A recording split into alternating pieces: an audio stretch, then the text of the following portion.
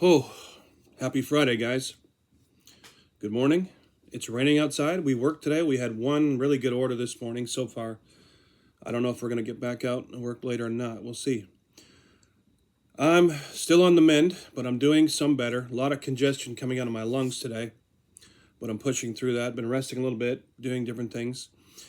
Tonight, our church has a praise and worship meeting, and the man who will be leading the praise and worship was a part of a revival that happened in, I forgot the name of it now, but I think it was in Pensacola, Florida.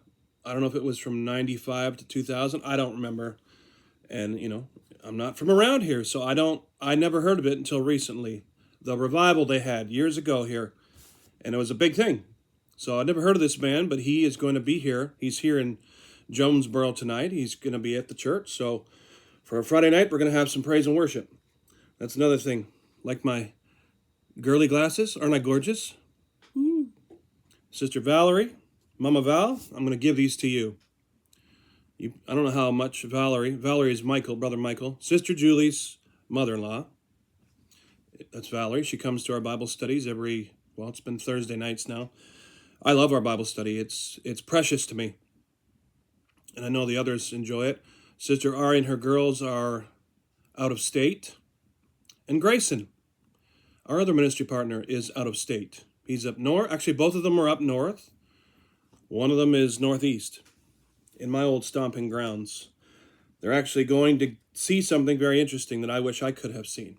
Anyway, I'm never going to wear these glasses again, so you don't need to tell me that I don't need to wear them. I'm just wearing them because I had them. I had a box of glasses I've never touched yet, and I looked at these and I laughed. I said, I'll wear them for one video, and I'll give them to Valerie. So here we are. Anyway, this is the Mornings with Jesus Devotional, and we're on January the 16th. So we're on the downhill slide now of the month. And they quote Mark 15, 2 through 5 in the NIV. I'm not going to read it there, but I will, in my New Living Translation, I'll read the first 5 verses in Mark chapter 15, and then we'll see what this author has to say. I was just glancing over here. I got this in the mail yesterday. Don't know if you guys have ever seen the original cartoon. When I was a kid in school, we watched this. It's the original, let me see. I don't know if it has the year on it. Now it says it's got a year of 2005, but I think this was made, I want to say in the 70s. I believe this cartoon was made in the 70s. It's a really good, the original cartoon, great version. I loved it growing up watching it. So I got that in the mail just to be nostalgic. I'll watch it soon. But anyway, if you've not gotten to see this, you should. C.S. Lewis wrote the Chronicles of Narnia. All right. Jesus' trial before Pilate, verse 1, Mark 15. Very early in the morning, the leading priests, the elders, and the teachers of the religious law, the entire high council, met to discuss their next step. They bound Jesus, led him away, and took him to Pilate, the Roman governor.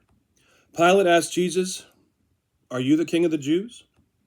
Jesus replied, "You have said it." Then the leading priests kept accusing him of many crimes, and Pilate asked him, "Aren't you going to answer them? What about all these charges they are bringing against you?" But Jesus said nothing, much to Pilate's surprise. One version says that Pilate marveled. He was just amazed. He's like, man, this man's being accused of all these things, and he's not even speaking up for himself. Now that's verse 5. Let me read verse 6. Now it was the governor's custom each year during the Passover celebration to release one prisoner, anyone the people requested. Verse 7. One of the prisoners at that time was Barabbas, a revolutionary who had committed murder in an uprising. And we know that they chose him. And it wasn't about who Barabbas was. It was just the fact that they would have chosen the nastiest, vilest person available just to make sure that Jesus would not get off. That's how demonic, that's how twisted, evil, and religious these people were. Never forget, it was the religious people that killed Jesus. All right. Trisha Goyer. It looks like I can actually read this name at the bottom. I think it says Trisha Goyer, so we're going to read yours. It says, I couldn't be more excited.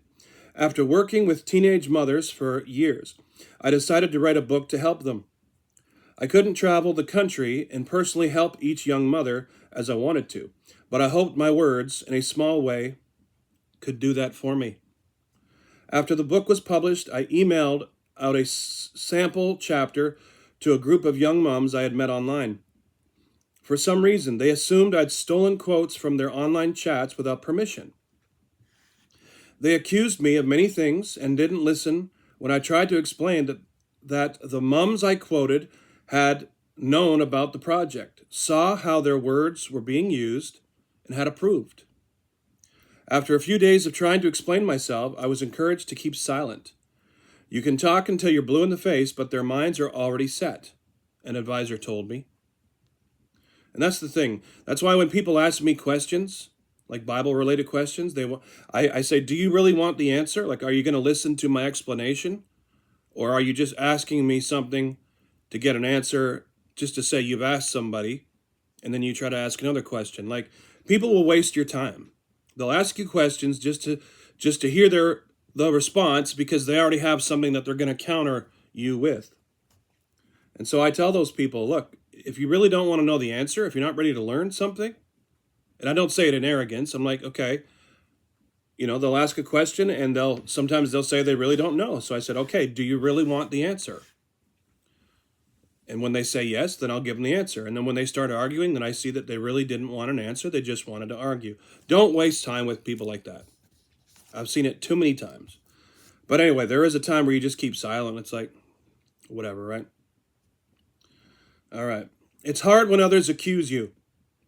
Our first reaction is to deny people's claims and try to explain what really happened. We want others to know we are right. We want to be justified. But sometimes that doesn't happen.